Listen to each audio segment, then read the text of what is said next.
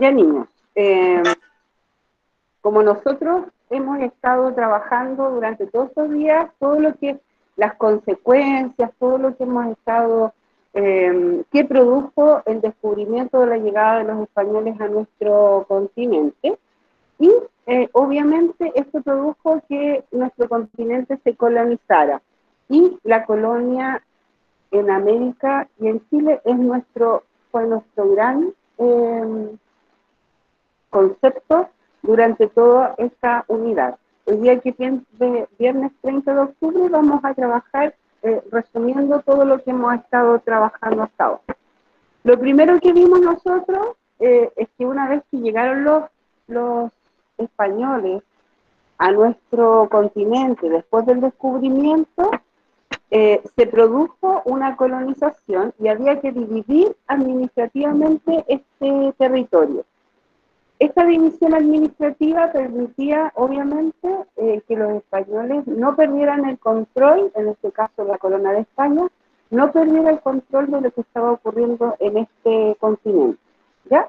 Entonces, tras consolidar el dominio español sobre los territorios americanos, la corona española los dividió en distintas unidades administrativas para gobernar de mejor manera. Dichos territorios diferían entre sí por su tamaño y características. La estructura político-administrativa creada permaneció vigente por largo tiempo, situación que se modificó en el siglo XVIII con los cambios conocidos como reformas de Borbón. Aquí, este mapa lo vimos inicialmente al principio de nuestra unidad, como el territorio que se había conquistado. El territorio era tan grande, tan extenso, y era en otro lugar, porque era en otro continente, entonces fue dividido en tres partes. Un virreinato que abarcaba toda la parte norte y centro de América, ¿cierto? Luego, este virreinato se llamaba Virreinato de Nueva España. El virreinato del Perú, que era bastante extenso, porque abarcaba prácticamente todo Sudamérica, y la Capitanía General de Chile. Recuerdan ustedes que esta división administrativa era porque el territorio era tan extenso que no podía haber unión entre lo que ocurría acá y acá, porque era un territorio muy extenso. Entonces, la corona española decide separar este territorio administrativamente y lo separa en tres: el virreinato de Nueva España, el virreinato del Perú y la Capitanía General de Chile. Este era más pequeño, la Capitanía General era más pequeño, y después vamos a ver y recordar más o menos qué es lo que corresponde a cada uno. ¿Qué era el virreinato? El virreinato, y esto es súper importante porque era la división administrativa de mayor extensión e importancia en América.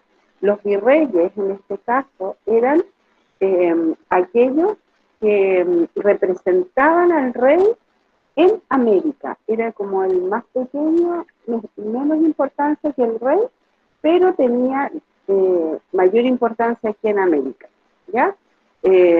Como el rey de España estaba en otro continente, no podía estar en América, y él nombra a estos virreyes. Aquí hay un virrey, ¿cierto? Aquí en el primero un virrey, después el virrey del Perú, nombra personas que son los encargados de ese territorio. Para eso, como les decía, existen los virreinatos, y eran divisiones administrativas de menor extensión e importancia en América, debido a que, como les decía, el rey se encontraba en Europa y no podía tener el control de lo que ocurría en este nuevo continente. Estos virreyes eran los encargados de representarlo y tomar las decisiones en América, porque ellos también dependían obviamente, del rey. La gobernación, que era también otra división administrativa, era una división de menor tamaño, que era más pequeñita que un virreinato y era dirigida por un gobernador. Usualmente coincidía con el territorio de una capitanía general, ¿ya? Y la capitanía general, que era en este caso, si nosotros vemos el mapa anterior, este que está acá, la capitanía general, ¿cierto? La más pequeñita, esto solamente por Chile. Esta capitanía general era una división mucho más pequeña y estaba relacionada directamente con lo que es la parte militar. Se ubicaba en las regiones más alejadas y estratégicas con resistencia indígena. Y, eh, y obviamente se caracterizaba por su presencia, por la presencia y la actividad de fuerzas militares, como fue el caso, en este caso, como ya sabemos, en el caso de Chile, porque se encontraban los mapuches que opusieron una mayor resistencia con los europeos. Entonces, en este territorio se ubicó la Capitanía General, porque era estratégicamente ubicada para combatir la resistencia indígena. Dentro de las instituciones coloniales que están en América, además de la división territorial, la corona desplegó un conjunto de instituciones que se encargaban de administrar las colonias americanas.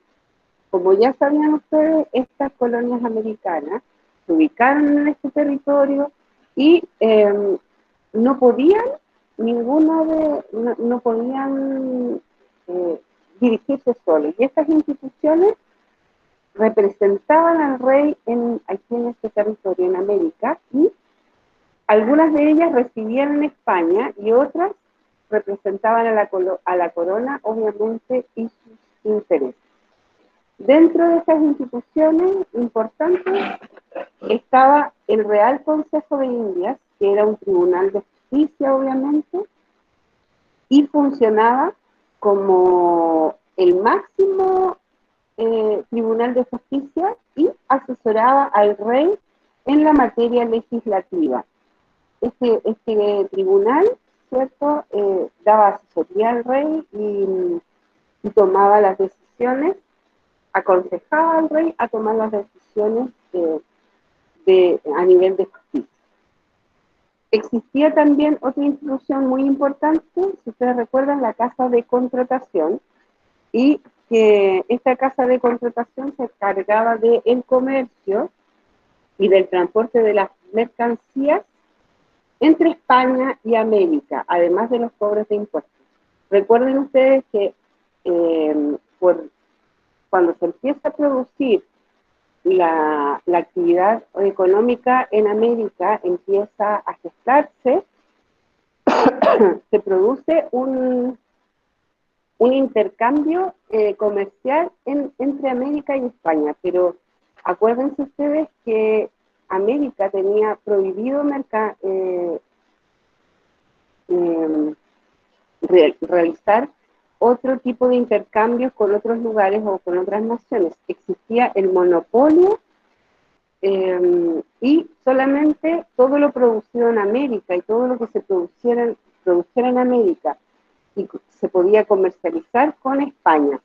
Esta casa de contratación era la encargada de realizar este comercio, donde llevaban productos desde España, traían productos hacia América y de América hacia España.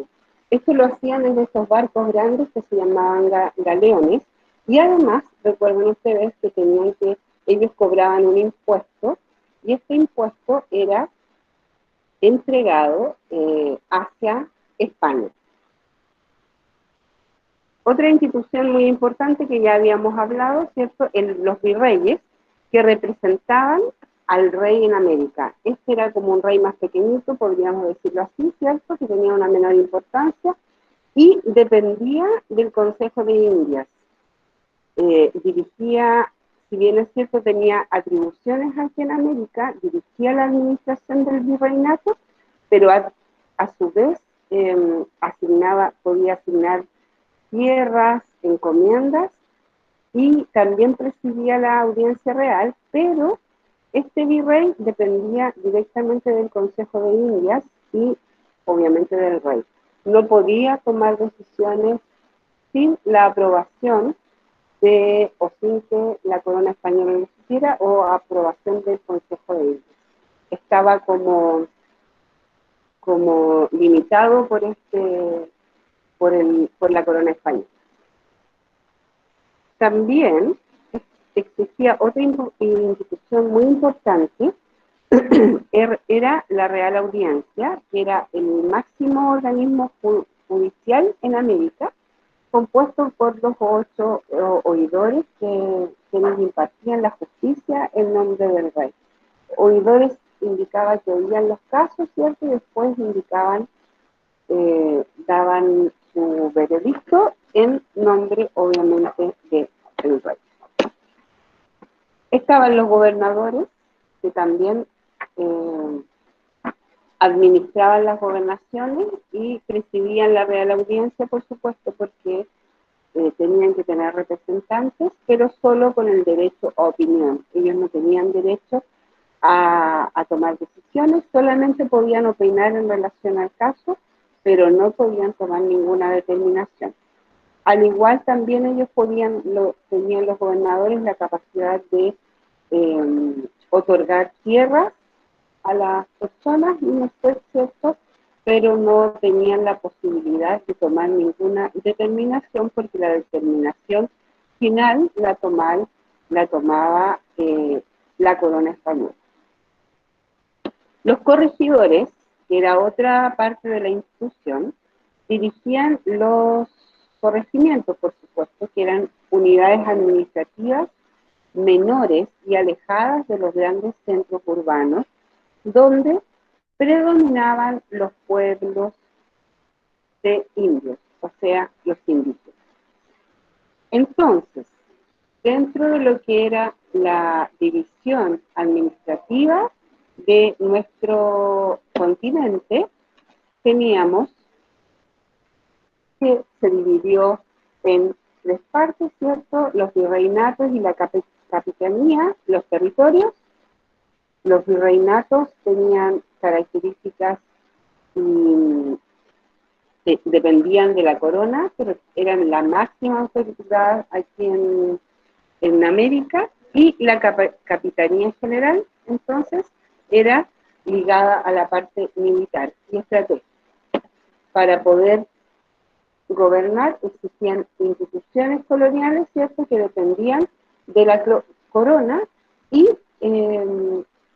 ellas tomaban decisiones y representaban a la corona en nuestro territorio. Vamos a salir un poquito para ver si existen dudas hasta ahora.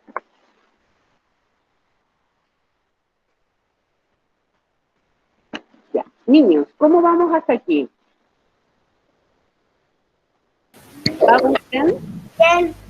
¿Tenemos alguna duda hasta aquí? No. Ya, ¿recordaban un poco esta parte? Bien, profe, muy bien. Ya, ok, vamos a continuar. Vamos a continuar. Muy bien, Carolina. El virrey era la máxima autoridad aquí en América, pero dependía del rey igual de España. Él, aunque fuera la máxima autoridad aquí en América, no podía tomar ninguna determinación sin que la corona española o la Real Audiencia lo supiera, ¿ya? Tenía como que pedir la autorización para hacer algo, ¿ya? Vamos bien, continuamos entonces.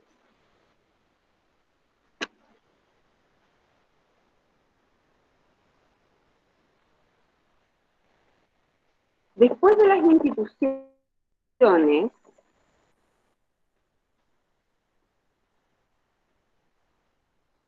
esto produjo obviamente que durante el del periodo colonial, la economía empezara a surgir y se produjera un mayor auge durante este periodo. Durante el periodo de la colonia, los territorios americanos quedaron sometidos económicamente a España. Ya sabíamos que dependían en toda medida de España, mediante, como ya les decía, un sistema de monopolio comercial que se desarrolló en un contexto en el que el modelo económico imperante era el mercantilismo. ¿Qué significaba entonces el monopolio comercial? Que aquí abajo está, dice, existía un monopolio comercial hasta el siglo XVII, que significaba que sobre las colonias pesaba la obligación de comerciar exclusivamente con España y estaba prohibido comerciar entre ellas y otras naciones. ¿Se acuerdan cuando veíamos esto?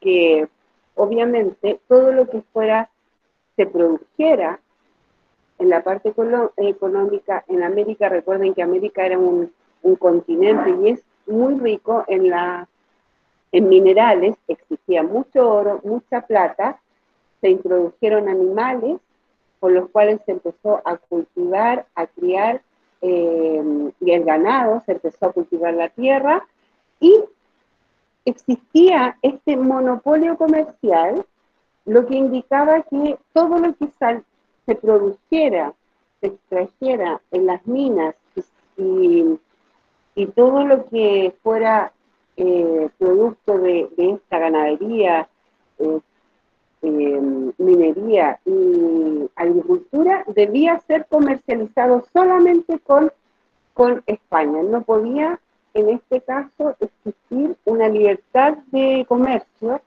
porque exigía España le exigía a América que solamente debía comercializar con ellos. Ellos eran solo los encargados de todo lo que se produjera, iba directamente a España.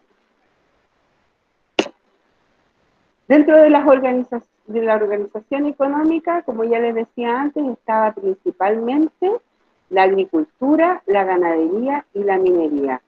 En la minería, fundamentalmente, todo lo que era el oro y la plata, que era lo que más les interesaba extraer inicialmente, y porque América era un continente muy rico en recursos, ya lo habíamos visto antes, recursos naturales.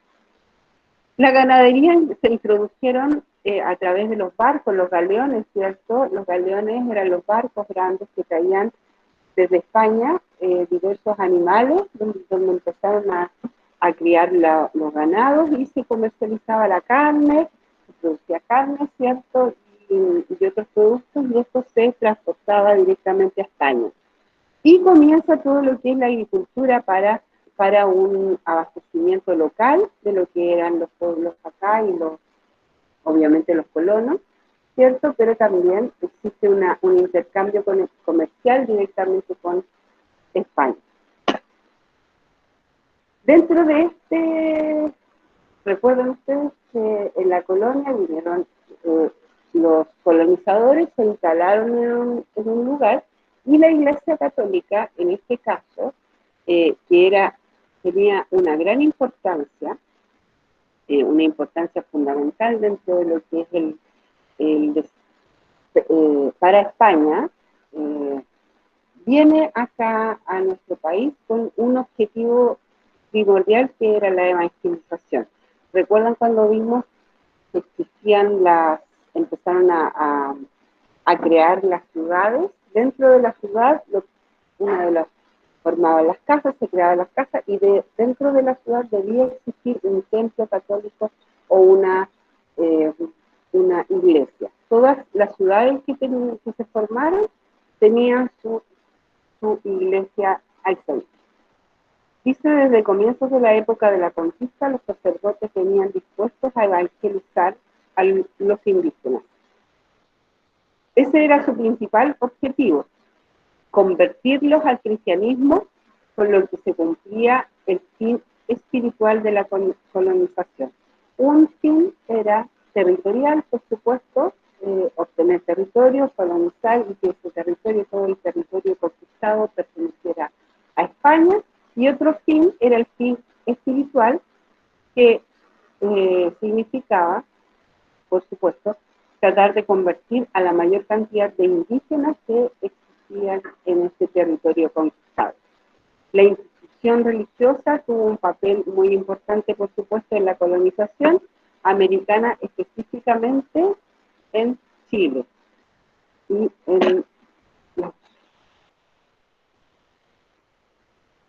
el actuar de la Iglesia Católica en América estuvo normado por el vínculo del patronato, que significaba que otorgaba la facultad de organizar a la Iglesia americana y recaudar fondos para su mantención. Le permitía cobrar el diezmo e invertir en el nombramiento de los funcionarios eclesiásticos.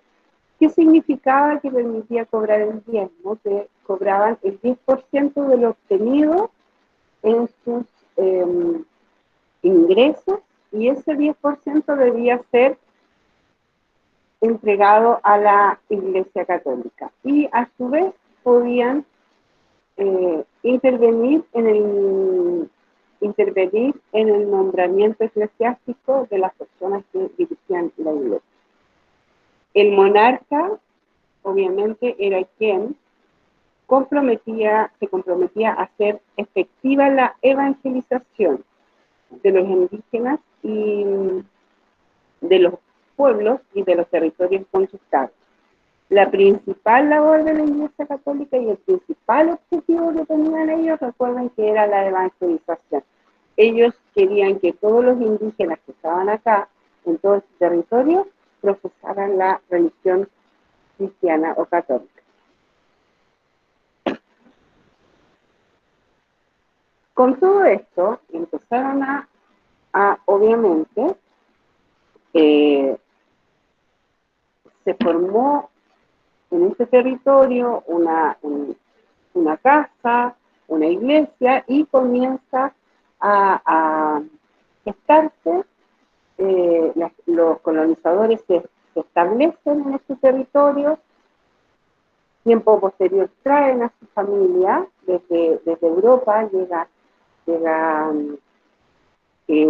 más familia aquí a este territorio, ¿cierto? Comienzan a construir casas y se empieza a generar y se gesta una nueva sociedad, una sociedad distinta, una sociedad específica que tenía características distintas y específicas.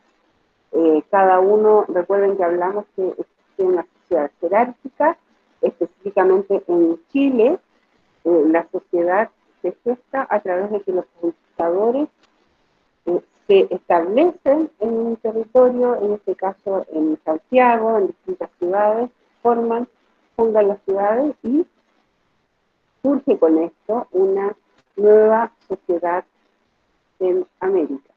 Tras obviamente la conquista, se forma con personas de origen y culturas distintas entre sí. Recuerden que acá existían los indígenas originarios de América y los españoles, que era el grupo que llegó, que eran los conquistadores, y además los africanos, y con cada uno de ellos, con sus descendientes, comienza a gestarse y a formarse una nueva sociedad distinta, porque obviamente antiguamente tenía también una jerarquización distinta, pero estaban solamente los indígenas en este territorio. En cambio, cuando empiezan a llegar los españoles, cuando empieza el proceso de conquista, se establecen y se empieza a construir o a generar, producto de que se establecen acá, se empieza a poblar y se construye una nueva sociedad. Y eso es producto de nosotros. ¿Qué dice acá? Dice entonces que la sociedad que surgió en América tras la conquista se formó con personas de orígenes y culturas distintas entre sí, las cuales pertenecieron obviamente a los tres grupos más importantes, que eran los indígenas originarios, los españoles, que llegaron obviamente de Europa, y los africanos, mentes africanos, y sus respectivos descendientes. Esta sociedad era estamental, es decir, presentaba una escasa movilidad social y estaba conformada por el orden jerárquico, los conquistadores españoles sus descendientes, los criollos, las y los mestizos, la población indígena y los esclavos. Recuerden que toda esta sociedad, ya lo habíamos visto antes, era jerárquica y se localizaba más o menos como en forma de una pirámide. Los españoles o los conquistadores españoles se encontraban en la cúspide y eran menos, y en la parte de la base, que era una mayor cantidad de ellos, se encontraba la población indígena y la población de los esclavos. La particularidad de la sociedad colonial radica principalmente en la convivencia y en las estrechas relaciones establecidas entre estos grupos. No se mezclaban, no se mezclaban los grupos, no se juntaban en ninguna parte.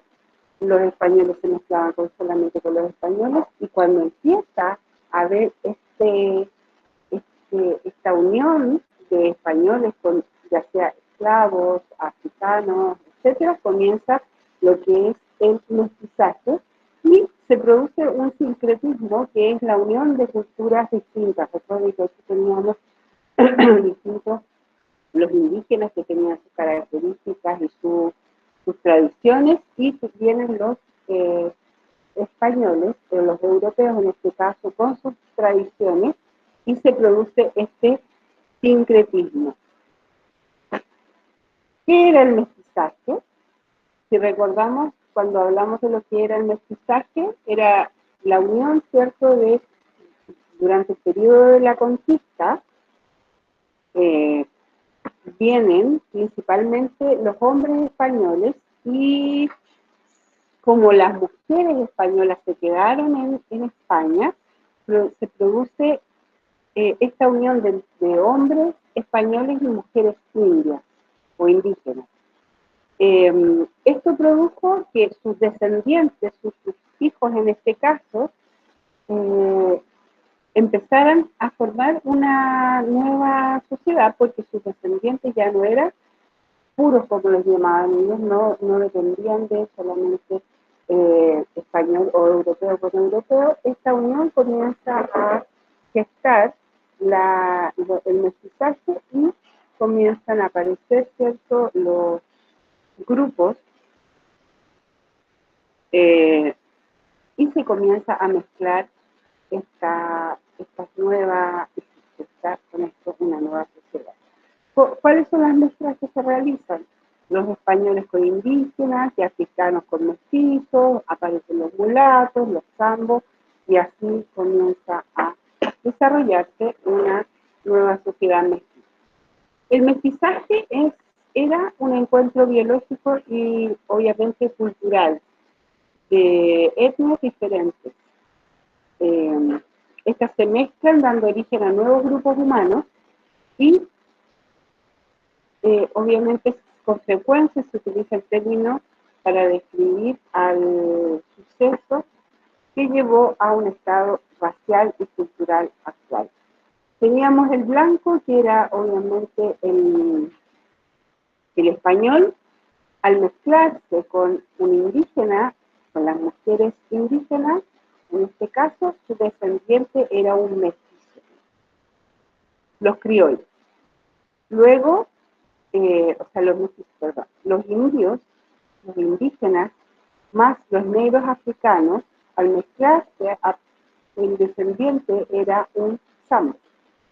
Luego el negro africano con una blanca, o en este caso un español, daba como origen un mulato. Todos estos descendientes traen consigo una nueva sociedad. Esto, cada uno, recuerden ustedes que los españoles tenían culturas distintas, pensaban distinto, y se empieza a producir este sincretismo cultural. Este sincretismo era la unión, y podríamos decir como la fusión de distintas culturas. ¿Qué culturas? Obviamente la cultura europea, que era la cultura de España, y la cultura de acá, de América, en este caso específico, que estamos viendo de Chile, de los indígenas. Se empieza a mezclar estas distintas culturas y se toma una parte de lo que era América y también de España. Se empieza como a mezclar y se gesta este sincretismo cultural. Este sincretismo cultural se refiere a que dos o más culturas se influyen mutuamente y se incorporan en sus vidas cotidianas, elementos propios de una y de otra cultura. Principalmente este sincretismo cultural se veía reflejado en las fiestas religiosas, ¿cierto? En las tradiciones que cada uno de los dos grupos, en este caso los europeos y los indígenas, tenían. Como ya les decía, surge esta nueva sociedad, organización social, donde se gesta como una pirámide social, donde existía en su cúspide, o la parte mayor, en la punta, ¿cierto?, los peninsulares, que eran los españoles, eran los nacidos en España, y ellos gozaban de todos los privilegios y ocupaban los cargos más importantes del gobierno. Ellos eran españoles y se casaban con los españoles, ¿cierto? Ellos venían directamente de España. Ahora, sus descendientes, sus hijos que se encontraban un poco más abajo, porque incluso ellos, los peninsulares, que eran los españoles, estaban sobre sus descendientes, que eran los españoles, hijos de españoles, pero no habían nacido en España, sino que habían nacido aquí en América.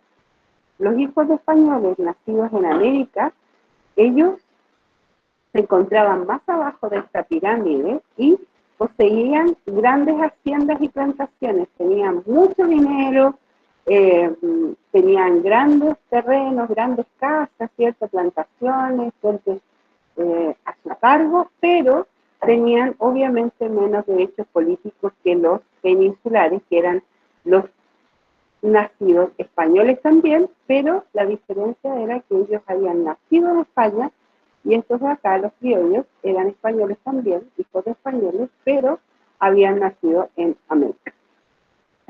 Luego venían, más en la base de la pirámide, venían los mestizos, que eran obviamente la unión de los indígenas con españoles, los indígenas con los negros, o los negritos africanos, y los mulatos, que eran los negros con los españoles. Este grupo de mestizos surge de la unión de los diversos grupos étnicos y fundamentalmente desarrollaban pequeños talleres de artesanos y desarrollaban el comercio. Los mestizos trabajaban, tenían menos derechos que los criollos, obviamente, y por supuesto menos derechos que los peninsulares.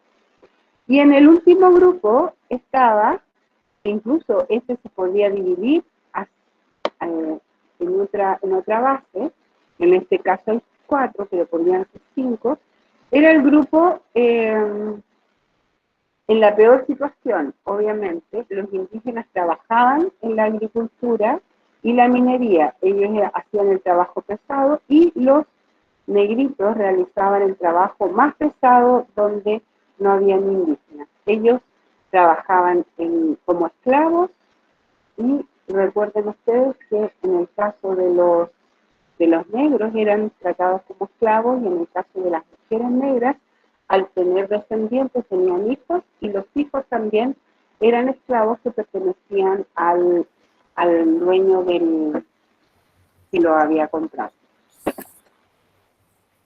En esta pirámide social, obviamente esta pirámide representa el orden jerárquico de ciertas sociedades. La jerarquía siempre estaba, no se mezclaban unos con otros y en la cúspide se situaban en la punta, como ya les había dicho, se situaba el grupo más privilegiado, el que contaba con mayor dinero, el que contaba con los mayores cargos gubernamentales de gobierno, y ellos tenían obviamente su numerosos, era un grupo minoritario porque era más pequeño, pero se repartían los cargos públicos de mayor importancia y estaban en la punta de la base. Los grupos de menor estatus eran mayoritarios, y aunque esto podía diferenciar obviamente sus contextos, pero los mayor jerarquía significa que en la cúspide, en la punta, se encontraba el grupo más minoritario, menor, que tenía menos privilegios, y obviamente en la base el que tenía era mayor cantidad y menores privilegios. Dentro de las actividades económicas de la colonia, ya les había dicho que durante esta actividad, ¿cierto? Las principales actividades económicas fueron la minería, relacionada con la explotación de metales como el oro y la plata, y la ganadería y la agricultura. La producción de esta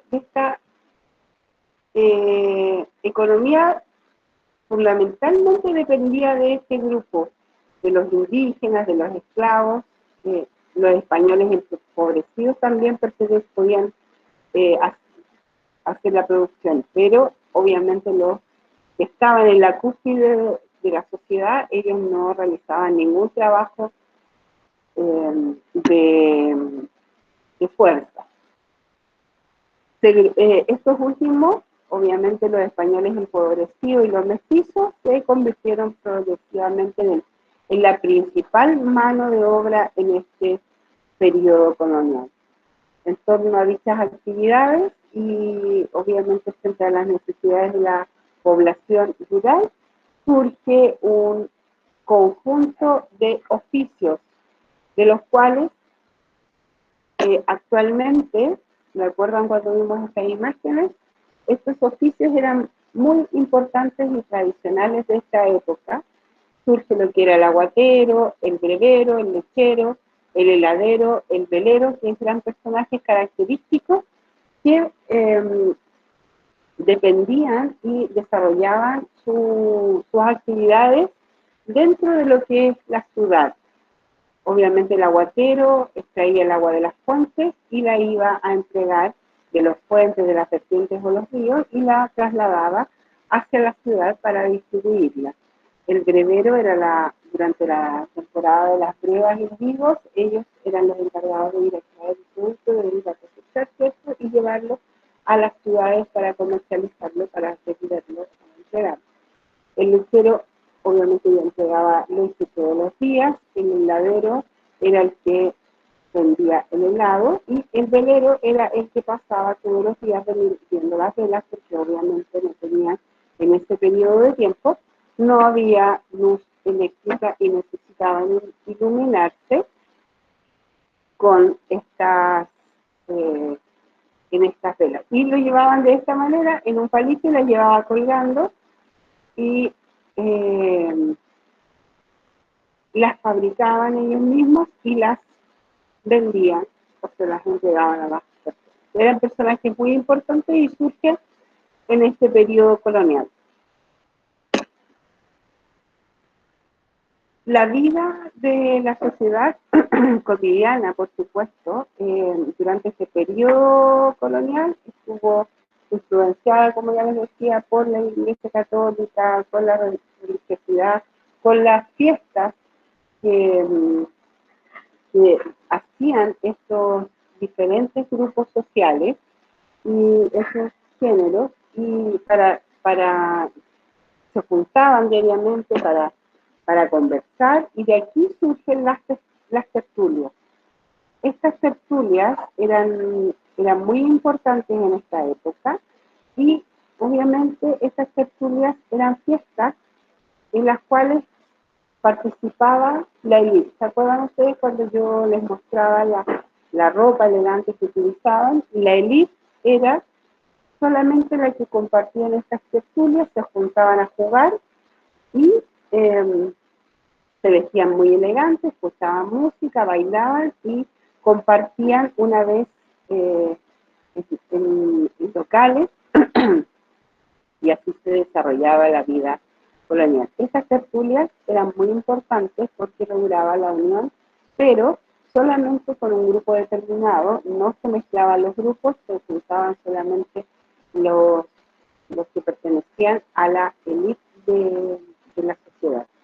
La vida colonial estaba muy marcada por las fiestas. Estas fiestas es sinónimo, tertulia es sinónimo de fiesta. Y eran obviamente muy importantes en esta sociedad.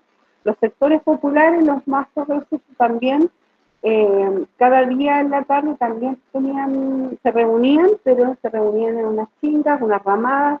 Cuando veíamos las imágenes, ¿se acuerdan que veíamos que tocaban música, cantaban y también se reunían para poder bailar, jugar, para tomar chicha y así pasar el día, relajarse después del trabajo porque realizaban un trabajo pesado. O sea, los dos grupos sociales tenían una forma de diversión. En las tertulias, con los grupos de élite y obviamente los sectores populares también tenían sus reuniones. Otra forma de entretención también de este periodo era los juegos, y se acuerdan cuando veíamos los juegos muy importantes que eran de pelota y la chueca, y este juego fundamentalmente que era la chueca fue muy importante porque se incorporaron elementos nativos que eran característicos de los indígenas, en este caso los mapuches, que jugaban a este juego, y se incorporan elementos españoles para este juego tradicional. Hasta hoy en día, actualmente, todavía se juega este juego, y también se incorporan dentro de los juegos las corridas de toro, las carreras de caballos, y de los perros galgos y las peleas de gallos. ¿Se acuerdan cuando veíamos las peleas de gallos que actualmente están prohibidas, pero también eran producto de esta diversión que existía en forma de divertirse en este periodo? El rodeo también es introducido por los europeos. En esta imagen que vimos acá, la habíamos visto esa imagen, representa la vida colonial, ¿cierto? La vida cotidiana, aquí la reunión en una tertulia con grandes salones. La vida de aristocracia se concentra en la ciudad de Santiago, Concepción y La Serena, y se reunían en las tertulias, y las fiestas del pueblo eran, por supuesto, con los mestizos, algunos indígenas, algunos negritos esclavos, y eran en un lugar mucho más simple, mucho más normal, ¿cierto? Tradicional, y era como un lugar normal, y se realizaban estas chinganas. Para las mujeres, en la colonia la vida no era era muy distinta, y en este caso las mujeres desarrollaban diferentes actividades, no era permitido, ellas pertenecían a su grupo social y de acuerdo a este grupo desarrollaban las actividades.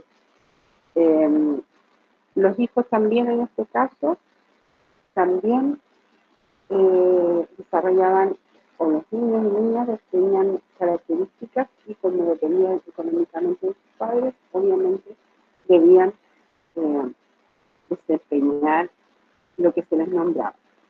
Las actividades entonces en el periodo de la colonia, las mujeres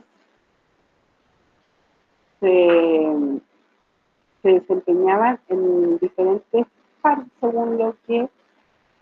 según el grupo al que pertenecían. En este caso, en términos generales, las mujeres tenían el dominio del ámbito privado, participaban en los espacios públicos, pero nunca ejercían los derechos ni el poder que los hombres. Recuerden que en este caso los hombres, o sea, las mujeres aristócratas solamente se educaban para casarse y criar hijos. Las mestizas eran jefas de hogar y trabajaban, y las esclavas trabajaban como sirvientas o en la parte agrícola igual que las indígenas. el rol que cumplían los niños y las niñas dependían, como dependían económicamente de sus padres, ellos desarrollaban eh, funciones que se les asignaban, las cuales determinaban, obviamente estaban determinadas por el lugar de la sociedad colonial al cual pertenecían.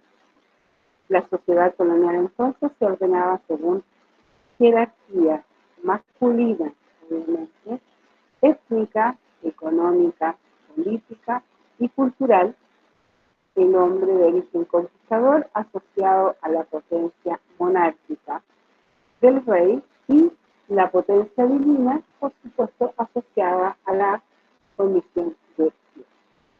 Fundamentalmente, esa era la indicación que representaba esta sociedad. Vamos a salir un poquitito. Y aquí yo les dejé, en este caso, estas cuatro páginas que pueden visitar para complementar mayormente esta información. Estas dos primeras ya las había mostrado y estas dos últimas son las que ustedes deben saber para ver si tienen obviamente alguna duda. Bien, veamos. ¿Cómo estamos? ¿Por qué en ese tiempo la máxima autoridad era el rey? Escucha. Fundamentalmente el rey de España, ya, ok. La Carolina hizo una pregunta, que por qué la máxima autoridad era el rey. El rey, la monarquía era tan importante que eso ocurrió desde muchos años anteriores. Siempre la máxima autoridad eran los reyes, tanto en España como en otras culturas, en Roma, en Italia, existían los emperadores, etc. En este caso, en España, la máxima autoridad era el rey y todo el terreno conquistado dependía y formaba parte de la corona española. Pero también tienen que recordar, y es sumamente importante, que la parte religiosa, en este caso los sacerdotes, fundamentalmente la Iglesia Católica, cumplía un rol muy importante dentro de lo que era esta colonización. ¿Ya? Profe, una pregunta. Dime, Alonso. ¿Cierto que estaba el brevero, el lechero, el aguatero? En una ¿Sí? clase, no sé si ya lo dijo, pero en una clase dijo que... ¿Cómo se llama esta cosa? En una clase dijo que había otra parte, pero que no estaba ahí. Y no sé si ya lo explicó, no me di cuenta que lo explicó. El mote mail, ya, había un caballero que vendía mote. Había un caballero que vendía mote, ¿cierto? Y era muy tradicional. Y ese periodo, ese mote mei, que es lo que se vendía y se ofrecía, ese mote, actualmente todavía hay caballeros que lo venden. Claro, ya no pasan por las calles pintando mote mei, como era en el periodo tradicional. Pero todavía existe el vendedor de mote que era un personaje característico de esa época. ¿Ya? Carolina. Ya. ¿Te quedó claro, Alonso, la respuesta? Sí. Bien. Niños, ¿tienen alguna duda? ¿Es el momento ahora? ¿Esto englobó todo lo que nosotros habíamos visto? No. Recuerden, la próxima clase, la próxima semana tenemos la evaluación. Y esta evaluación es en relación a esto que hemos visto durante toda esta unidad.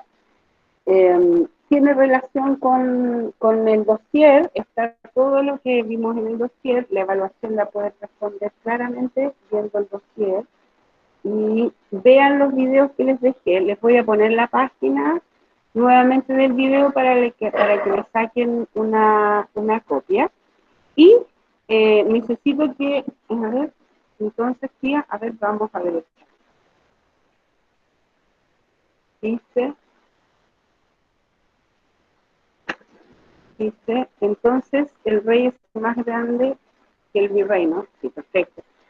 Sí, chicos, tienen que recordar que el virrey era la representación del rey aquí en América, pero representaba los terrenos, ¿se acuerdan? Los territorios que yo les mostré, esos que estaban divididos, se dividieron en virreinatos. Era el máximo, él tenía eh, todo el poder aquí en América, pero aún así no era total porque dependía del rey. Aún así tenía que consultar al rey de España, no podía, y a la Real Audiencia, no podía tomar determinación. ¿Ya? Otra duda, niños, que tengan, que se las pueda aclarar acá. Ah, Sofía, yo soy el rey. Ya. ¿Alguna otra duda? ¿Algo que no les quedó claro que les pueda aclarar en estos momentos? Ya, voy. Ya, ok. ¿Alguna otra duda? Si ya estamos terminando ya. ¿Tenemos alguna otra duda que les pueda aclarar? Sí. No. Ya.